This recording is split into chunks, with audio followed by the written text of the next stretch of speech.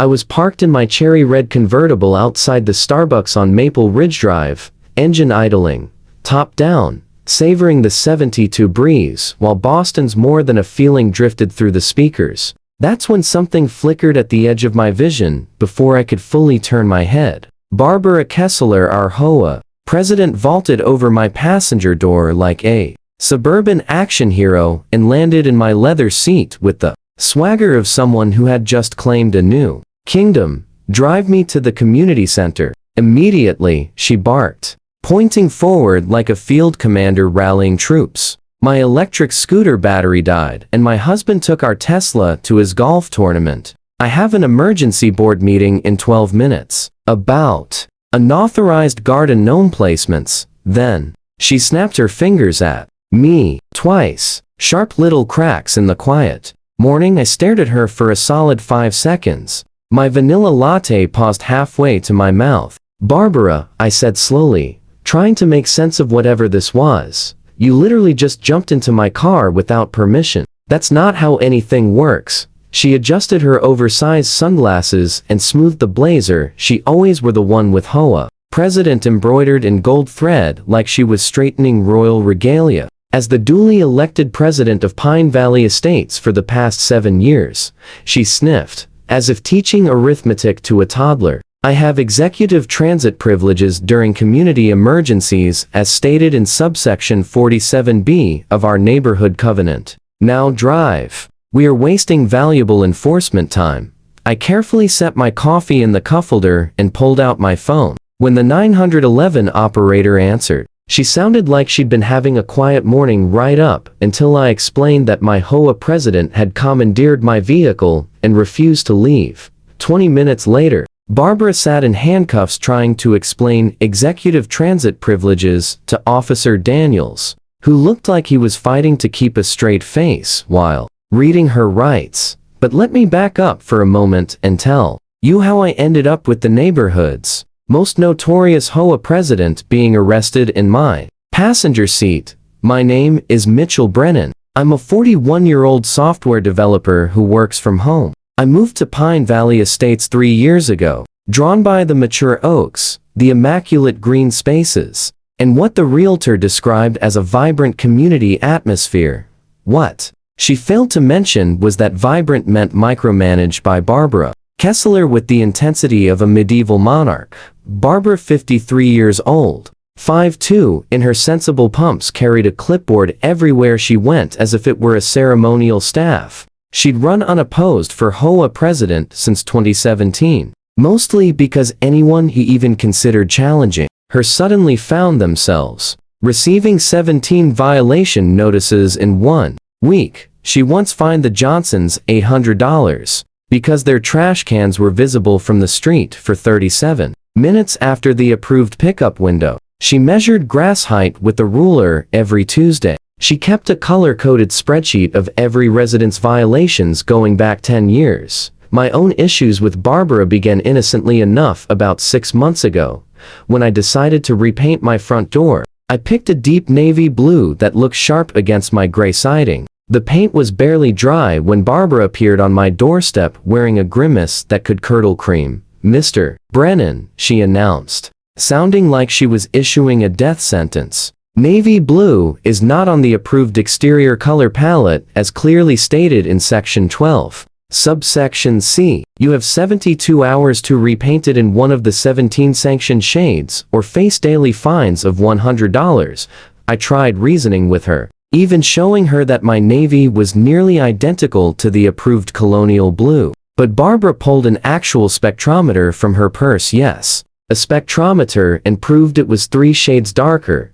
That's when I realized I was dealing with someone who desperately needed a hobby or a therapist. Probably both. I repainted the door, but after that, Barbara made it her personal mission to patrol my property like a hawk, searching for prey. My mailbox, she said, was 2 degrees off perpendicular. My driveway had an oil stain the size of a quarter and thus violated neighborhood aesthetic standards. She even tried to cite me for excessive butterfly attraction because my lavender bushes created an unregulated pollinator congregation zone. Things escalated 2 weeks before the convertible fiasco. Barbara sent out a community-wide email announcing a mandatory Saturday seminar on proper hedge trimming techniques. The message was typed entirely in caps, sprinkled with multiple red exclamation marks, and promised violation notices for anyone who didn't attend.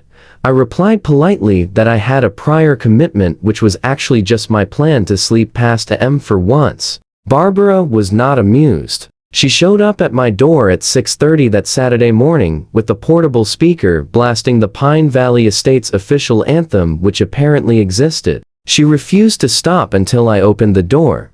Still half asleep in my pajamas, I was greeted by Barbara thrusting a 150-page hedge maintenance manual into my arms and informing me that my absence had been recorded in the permanent file. I didn't even have hedges. From there, the absurdity snowballed. Monday brought a violation for automotive flamboyance because my convertible's red paint was too festive. Tuesday brought a notice for repeated top-down infractions, claiming my open roof created a draft hazard for neighboring properties. By Wednesday, she'd invented a new category, vehicular nonconformity, and tried to fine me $300. I begun saving all her notices in a folder, partly in case I needed them for court, but mostly because they were so unhinged they were almost entertaining. My favorite was the citation for nocturnal luminosity excess, which she issued after measuring my porch light with the light meter at 10 p.m. Then, the day before the convertible incident, another mass email went out. This time she invoked something called Emergency Protocol 7, a rule no one had ever heard of. According to her, it granted HOA board members emergency powers during periods of community aesthetic crisis. The crisis? The Garcas had planted pink roses instead of red ones, apparently. This posed a threat to the visual harmony of our neighborhood, which brings us back to that Thursday morning at Starbucks, when Barbara decided my convertible was her personal taxi service. After she climbed in and delivered her demand, I stayed surprisingly calm. While she rambled about her imaginary authority, I casually pulled out my phone and dialed 911. She didn't even notice until I was already speaking to the dispatcher. "Hello," I said in my most polite voice, as Barbara's expression shifted toward a dangerous purple. "I'd like to report a trespassing and attempted vehicle theft at the Starbucks on Maple Ridge Drive. The suspect is in my car and refusing to exit. She's about 5'2", gray hair in a bob, wearing a navy blazer embroidered with HOA President."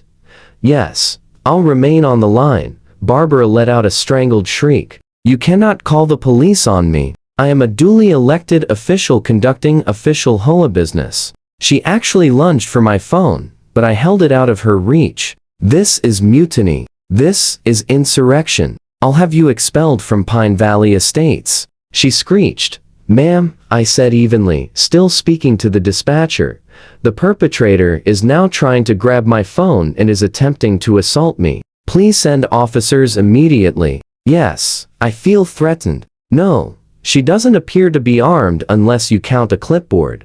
2 police cruisers pulled up within 8 minutes, which had to be some kind of record. Officers Daniels and Ramirez approached my car cautiously, the kind of posture usually reserved for actual dangerous criminals, far more than necessary for someone whose strongest weapon was her ability to recite municipal codes by heart. Officer Daniels, a tall man with kind eyes and a mustache that seemed transported straight from the 198OS, leaned against my driver's door. "Good morning, sir," he said professionally. "You reported someone trespassing in your vehicle?" I nodded and gestured toward Barbara, who was sitting stiffly, arms crossed, glaring at everything within 50 feet, as though the universe itself had personally offended her. Daniels circled around to the passenger side. "Ma'am, I need you to exit the vehicle."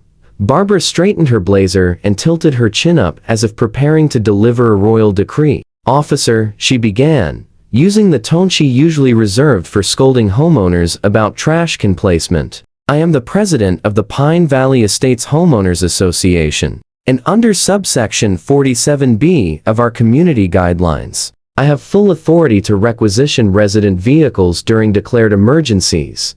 She produced a laminated card from her purse and waved it like it was her badge of office. "I have jurisdiction here, Officer Ramirez, who looked like he was maybe 12, but was probably a fully trained 25, turned away slightly to hide a grin. Officer Daniels, to his credit, kept a straight face. "Ma'am," he said calmly, "that's not how the law works. HOA rules don't override state or federal laws. Exit the vehicle now, or you will be placed under arrest for trespassing." Barbara hugged her clipboard to her chest as though it were a shield. "This is a conspiracy," she declared loudly, ensuring the growing crowd heard every word. "Mr. Brennan has been conducting an ongoing campaign of violations against community standards, and now he's weaponizing law enforcement against legitimate HOA activity." She turned to the bystanders. "You all know me, I've upheld property values for 7 years. "Ma'am," Officer Daniels repeated, in a voice full of saint-like patience, "last warning.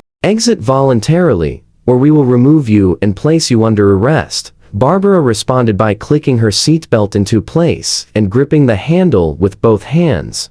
Daniels sighed. "Very well. Ma'am, you're under arrest for criminal trespassing and attempted unauthorized use of a motor vehicle." What followed was the most dignified yet absurd arrest I've ever seen. Barbara refused to unbuckle, forcing Officer Ramirez to reach across her while she shouted about HOA sovereignty, which, just to be clear, is not a real thing.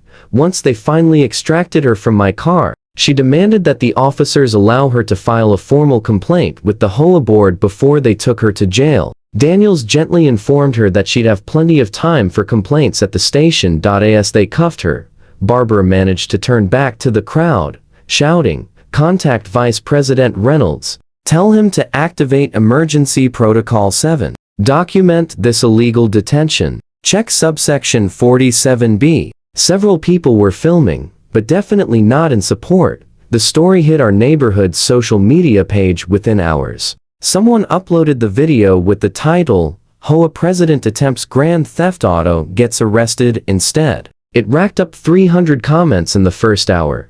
Turns out I wasn't the only one who'd suffered under Barbara's reign. Residents began sharing their own outrageous fines and fabricated violations. Tom Morrison described being fined for aggressive lawn maintenance because his grass was too green. Sarah Kim posted a citation for unauthorized squirrel feeding because squirrels visited her bird feeder. The Hendersons admitted they'd been written up for excessive holiday cheer for leaving Christmas lights up until January, to end apparently today's past the acceptable festive window.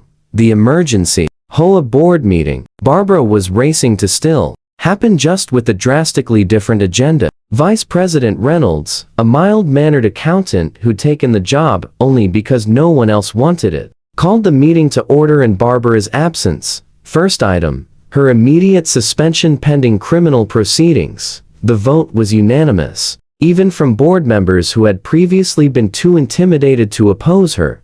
I was invited to testify at a special hearing the following week. I arrived with my meticulously organized folder of absurd violations, the automotive flamboyance citation, the nocturnal luminosity excess notice, and more. I also showed them doorbell footage of Barbara measuring my grass with a ruler at a.m. on multiple mornings. The board was horrified to learn about Emergency Protocol 7 and Barbara's supposed transit privileges, neither of which existed in any legitimate HOA document. The criminal case proceeded over the next 2 months. Barbara hired an expensive attorney who tried to argue she had implied consent to use my car based on community norms. The prosecutor, Jennifer Park, a no-nonsense, sharp-witted attorney, framed it plainly: breaking and entering a vehicle, which it was. Barbara's own statements and emails about her executive transit privileges became evidence of her intent.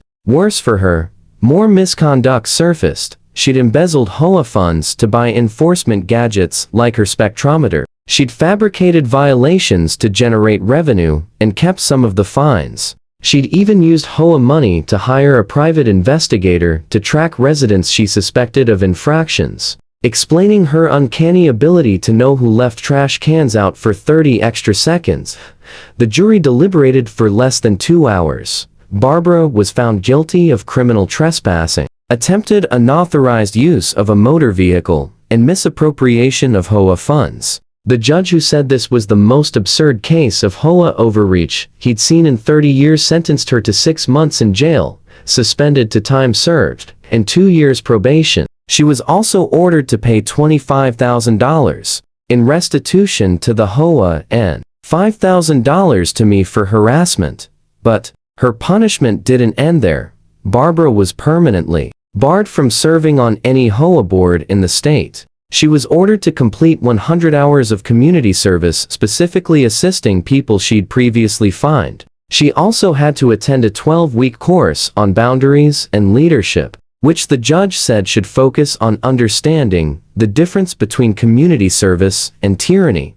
Her professional life unraveled next. She worked as an office manager for a real estate firm, and when her arrest became public, she was immediately fired for reputational damage and concerns about her ethics. Her real estate license was suspended pending review, effectively ending her property management career. The final HOA meeting to officially remove her drew a packed crowd. Vice President Reynolds read the resolution stripping her of her position and banning her from attending meetings for 5 years. When he finished, Barbara stood from the back row, her face twisted in disbelief. "You can't do this," she cried. "I've given 7 years to maintaining standards here. Without me, property values will plummet. You'll have chaos, anarchy, pink roses everywhere." Security escorted her out as she continued yelling about an impending aesthetic collapse. When the door shut behind her, the room erupted in applause. Someone brought a cake that read "Freedom from Tyranny" in green frosting.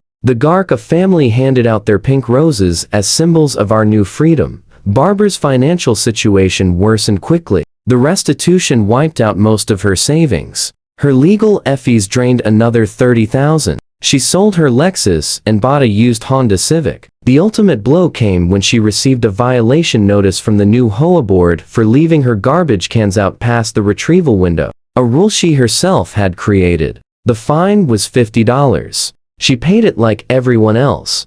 The last time I saw Barbara was 6 months after the conviction, at the grocery store. She was working as a cashier, her HOA president's blazer replaced by a polyester uniform and name tag. When she saw me in her line, her expression shifted rapidly from anger to embarrassment to resignation. She rang up my items silently until the final obligatory question: "Did you find everything you needed today?" I nodded, paid, and walked away. As I left, I heard her supervisor reminding her to smile more at customers. The woman who once ruled our neighborhood with an iron fist was now being directed by a 20-year-old shift manager. Her empire of citations and violation notices had been reduced to scanning barcodes for $8.5 an hour.